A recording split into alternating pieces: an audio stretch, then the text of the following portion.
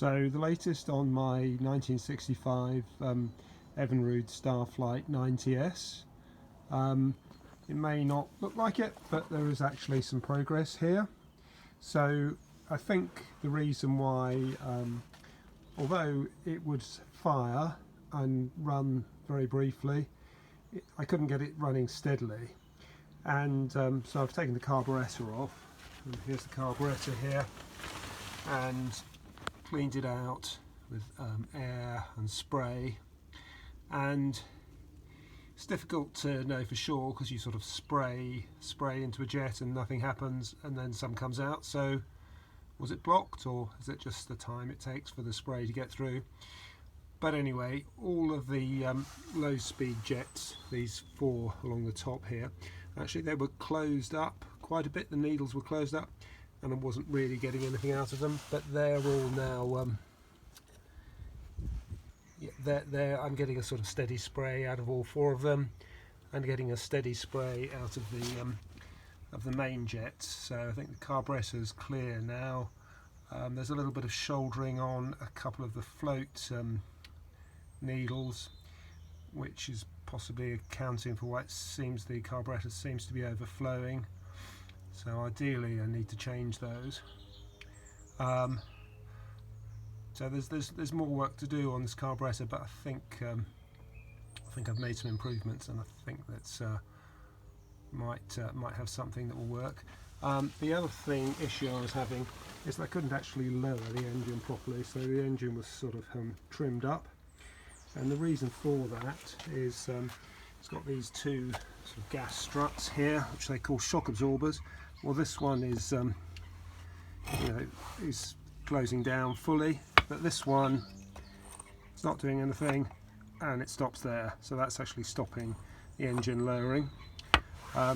Fortunately, I've got a spare transom unit, and I've got some spare shock absorbers here, and these seem to sort of function reasonably well. They go down fully and up fully, so I've got a couple of those I can put in. The main difficulty I've got is that all the steel pins, so that's the sort of stop pin and this pin here which supports the shock absorbers, and the actual tilt pin through here are all seized. So I've actually had to saw through this tilt pin, so it's sawn off there with a hacksaw and a cutter, and here. So I'm hoping I can knock these out with some heat. I can knock these out. This main one here, so I've got a spare part to put in here. I've got all spare parts for this transom unit, but I want to try and keep the engine as authentic as possible with the original parts. This one here goes into a nylon sleeve. So on this side I've burnt and drilled out the nylon sleeve, so this end of the bolt is free, but it's still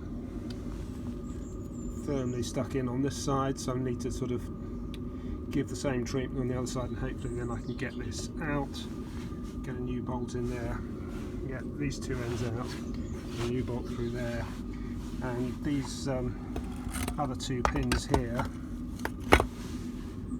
this pin here completely seized in, so it's been in some deoxidizing fluid to remove the rust, but that won't do anything with the aluminium oxide, so I'm going to have to try heat on the aluminium to try and get this one free, and probably the same on this one here, because that's what's holding these shock absorbers. So I need to get this pin out here and there.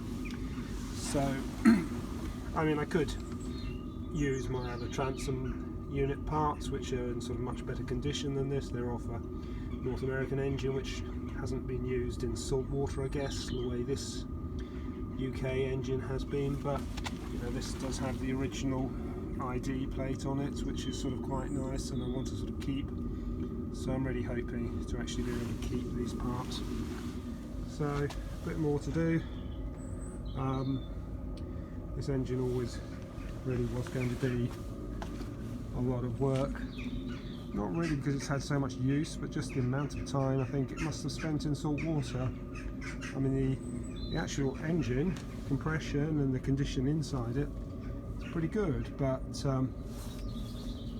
you know, all these bolts on this aluminium casing and the aluminium casing itself, it's all, you know, none of them want to come undone easily, although I've had the lower unit bolts have all come undone and nothing sheared there, so that's quite good, but some of these casing screws here are reluctant to come off. So a bit more progress, even if it doesn't really look like it.